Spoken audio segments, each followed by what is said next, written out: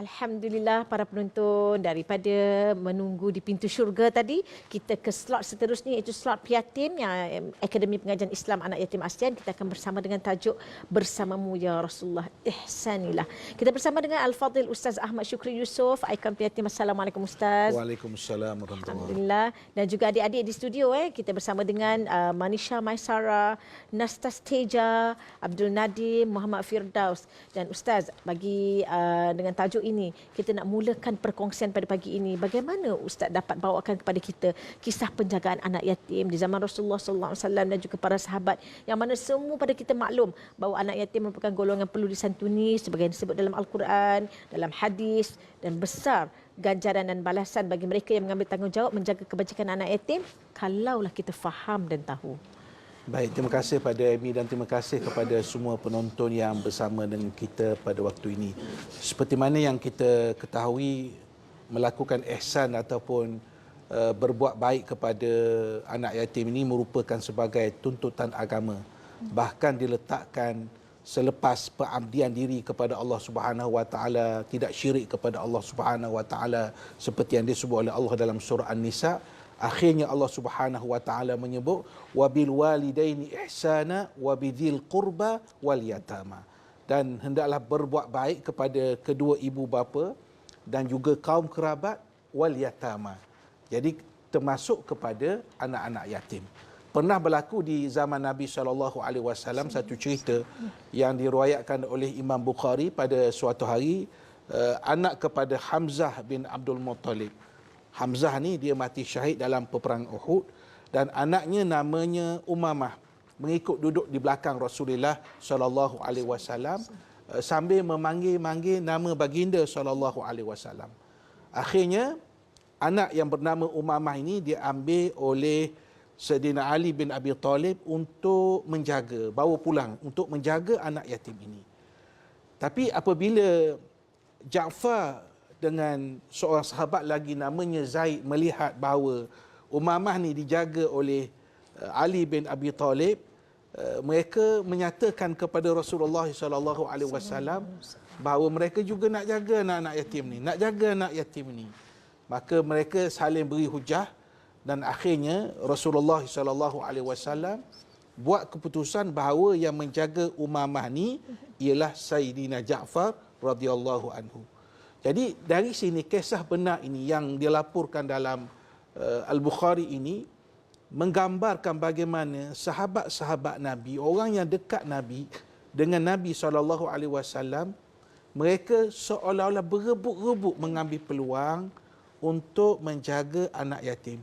Bukan berebut-rebut melepaskan diri, tetapi berebut-rebut untuk menjaga anak yatim kerana mereka melihat kelebihan yang sangat besar apabila kita menjaga anak yatim ini, seperti hadis yang selalu kita baca yang disebut oleh Rasulullah SAW, ana wa kafilul yatim kahataini fil jannah, bahawa Nabi kata aku dengan dengan penjaga kepada anak yatim ini terlalu dekat dalam syurga, diibaratkan macam dua jari. Lalu Rasulullah mendekatkan jari tengah dengan jari telunjuk. Dekatnya Nabi dengan orang yang menjaga, bukan orang yang buat sesuatu yang tak betul, orang yang menjaga anak-anak yatim. Allahu Akbar. Itulah dia, nak tak kita berdamping dengan Rasulullah SAW, maka inilah je, sekiranya kita mempunyai peluang, kita ambillah peluang itu. Jadi nak raikan anak-anak pada hari ini, ada soalan, silakan. Assalamualaikum warahmatullahi wabarakatuh. Nama saya Manisha Maisara. Manisha Maisara. Ustaz, Ya. sebenarnya menjadi tanggungjawab siapa untuk menjaga kami selepas ibu bapa kami meninggal?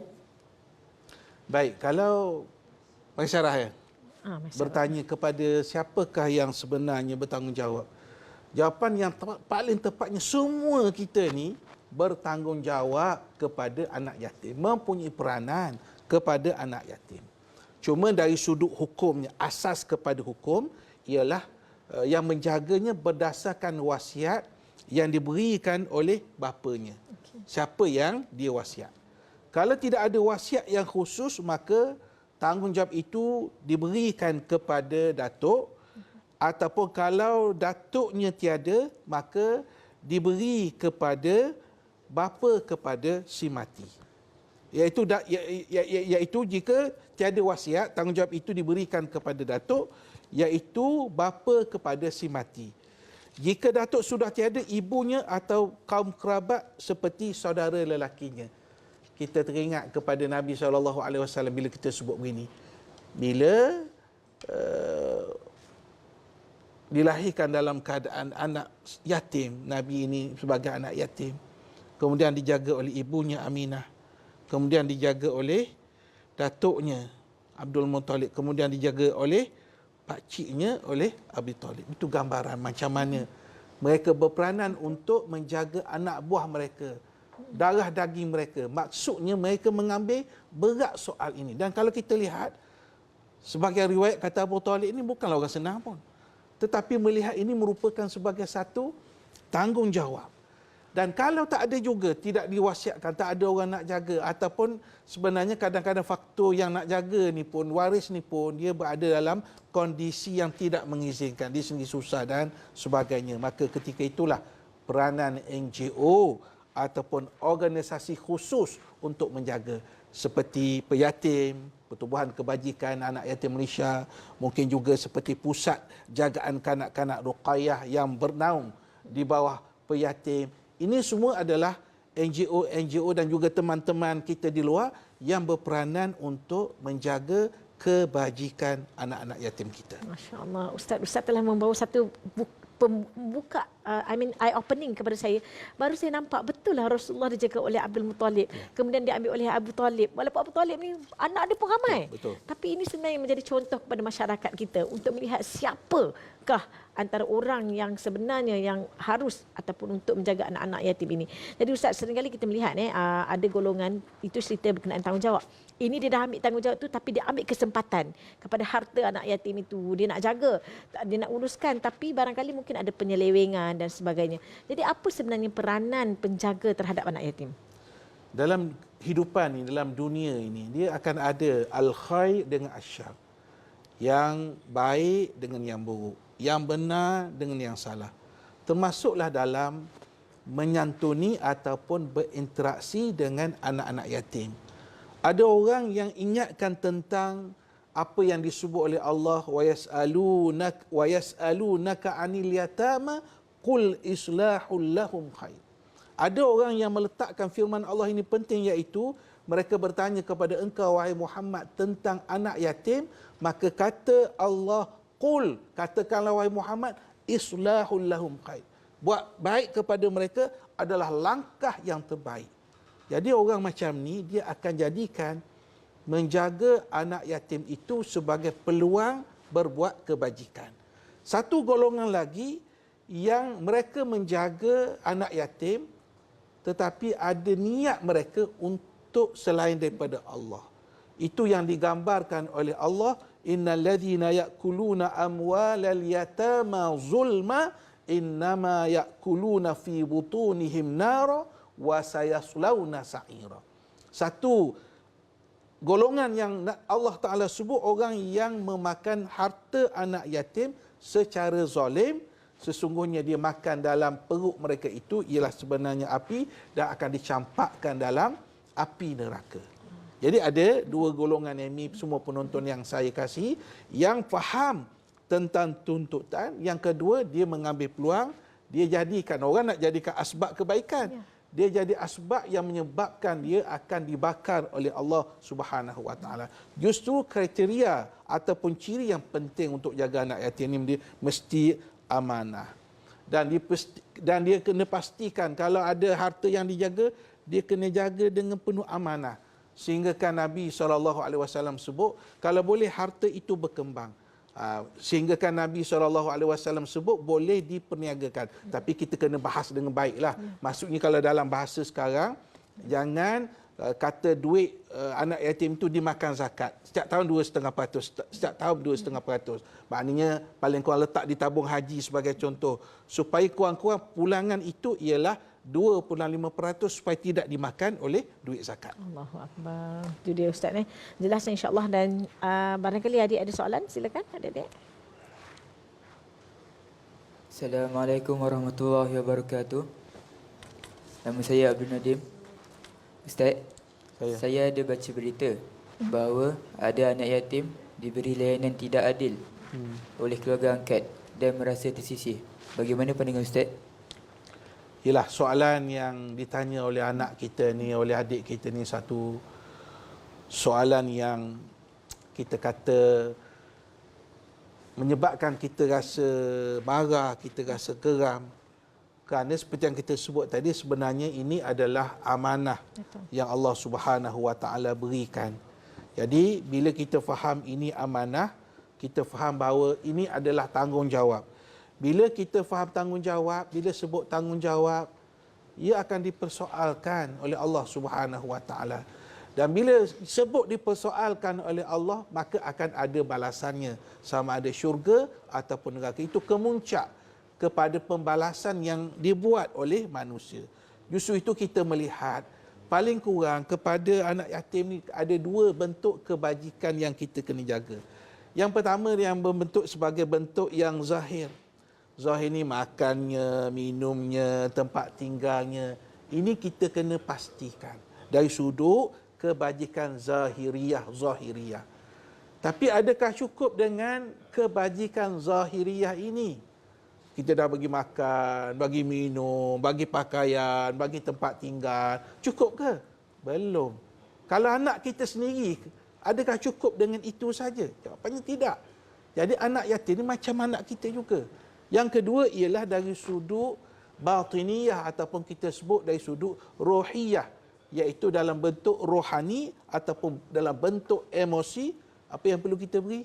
Kasih sayang, penjagaan, perhatian, memberi pendidikan. Pendidikan ni bercadu, pendidikan akhlaknya, pendidikan dari sudut sekolahnya, kolejnya, universitinya. Sehingga mereka keluar menjadi orang berjaya. Seperti mana kita sebut sentiasa, mahu anak kita berjaya dunia akhirat, maka begitu juga perlu kita katakan kepada anak-anak yatim kita ini, bahawa kita mahu mereka berjaya dunia dan akhirat. Itu dia, insya-Allah. Ustaz. Pada hari ini kadang-kadang kan ada anak yatim ni bukan saja anak tunggal Ustaz, ada adik-beradik, ada dua beradik, tiga beradik dan sebagainya. Jadi sekiranya kematian ibu bapa ketika masih kecil, adakah kita boleh pisah-pisahkan mereka atau bagaimana Ustaz? Kita sebut tadi Amy tentang menjaga diri mereka ini seolah-olah macam menjaga anak-anak kita. Macam anak kita juga. Kita kalau boleh makan pun bersama, kan? Pergi berjalan pun bersama. Kita nak supaya anak kita ini tidak berpisah. Maka begitu juga anak-anak yatim ni. Tanpa kita nafikan bahawa asas kepada penjagaan anak yatim ni tertakluk kepada wasiat ibu bapa. Tapi kalau tidak ada wasiat dan berlaku perbincangan ada orang ni nak, maka kita serahlah kepada mahkamah. Dan mahkamah tentukan, sebab mahkamah dia akan lihat banyak sudut. Cuma poin yang saya nak sebut ini, kalau dari sudut, kalau katalah dua beradik umpamanya ataupun tiga beradik yang sepatutnya dari sudut kemanusiaannya, manusiawinya, kita kena satukan mereka. Jangan kita pisahkan mereka. Saya selalu sebut tadi bahawa kita kena fikir anak yatim ni macam anak kita sendiri. Anak kita tak nak pisahkan. Begitu juga anak-anak yatim kita. Allahu Akbar. Dan Ustaz, terakhirnya bersempena dengan slot daripada peyatim sendiri, Ustaz dapat kongsikan, barangkali para penonton nak tahu apa itu peyatim, bagaimana untuk menghubungi, apa yang boleh dibantu untuk kita sama-sama membantu peyatim ini. Silakan Ustaz. Baik, pertubuhan anak yatim ini ataupun kita sebut Pertubuhan Kebajikan Anak Yatim Malaysia ini ataupun ringkasnya Peyatim adalah satu NGO yang berdaftar dengan Kerajaan Malaysia yang fungsinya ialah menaungi pusat-pusat anak yatim, termasuklah anak-anak kita yang datang daripada pusat jagaan kanak-kanak Ruqayyah yatim dan miskin yang berlokasinya di Sungai Merap. Jadi antara matlamat kita sekarang ataupun target kita sekarang ialah untuk kita membina satu namanya Akademi Pengajian Islam Anak-anak Yatim ASEAN ataupun ringkasnya APIA, lokasinya di Dungun, Terengganu. Jadi pusat ini sebenarnya ataupun akademi ini adalah untuk kita memastikan untuk memberi pendidikan tadi kepada anak-anak yatim bukan sekadar di Malaysia tapi daripada rantau ASEAN ini untuk kita didik mereka, kita memberi pendidikan yang terbaik kepada mereka. Kita nak diri kita ni seperti yang disebut oleh Pak Hamka, Profesor Dr. Hamka. Apa kata Profesor Dr. Hamka? Dr. Hamka kata hidup hanya sekali. Justru biarlah bererti. Bererti dalam bahasa Indonesia di sini maksudnya yang boleh beri faedah, boleh beri manfaat pada kita, pada masyarakat dan kepada kita sendiri apabila kita kembali kepada Allah Subhanahu Wa Taala. Jadi saya merayu kepada tuan-tuan dan puan-puan untuk kita, bersama-sama dengan kita. Kita jadi kuat ni kalau kita ramai-ramai. Kalau kita rasa buat seorang-seorang ni kita rasa lemah, tak kuat. Kita sama-sama untuk merealisasikan tujuan yang sangat murni ini dan kita mohon sentiasa kepada Allah Subhanahu Wa Taala supaya usaha ini sentiasa diberi kebaikan oleh Allah Subhanahu Wa Taala, mengambil semangat daripada hadis Nabi sallallahu alaihi wasallam, man dhamma yatiman baina muslimin ila ta'amihi wa syarabihi hatta yastaghniya anhu wajabat lahul jannah atau kama qala. Kata Rasulullah, siapa yang menyediakan kepada anak-anak yatim daripada kalangan orang Islam ini makannya, minumnya sehingga cukup, maka pasti baginya syurga Allah Subhanahu Wa Taala. Ayo kita melakukan terbaik, hidup biar menjadi sesuatu yang bererti. Wallahu a'lam. Allahu Akbar. InsyaAllah itu dia. Jadilah manusia yang bererti insyaAllah. Ayo kita bersama-sama dengan Peyatim. Terima kasih banyak kita ucapkan kepada Ustaz Ahmad Syukri Yusof, ikon Peyatim, dan juga kepada adik-adik yang ada pada hari ini, iaitu adik Manisha Maisara, Nastas Teja, Abdul Nadim dan juga Muhammad Firdaus. Terima kasih banyak. Dan para penonton, inilah masanya, jangan tangguh lagi. Ayo kita bersama-sama dengan Peyatim menyantuni anak-anak yatim ini insyaAllah. Terima kasih banyak. Dan para penonton, kita nak berehat seketika, kembali lagi selepas ini.